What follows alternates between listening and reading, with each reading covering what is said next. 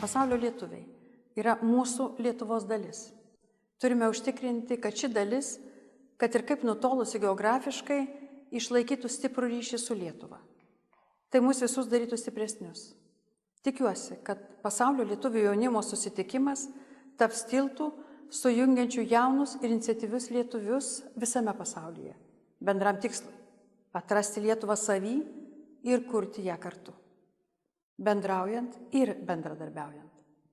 Svarbu skatinti jaunus žmones, aktyviai įsitraukti į Lietuvos gyvenimą, panaudoti jų įgytas žinias, patirtį ir svarbiausia – norą rūpintis Lietuva. Šią jaunimo energiją reikia rūpestingai saugoti ir aktyviai naudoti, kad ir kur gyventume, mūsų visus sieja Lietuva.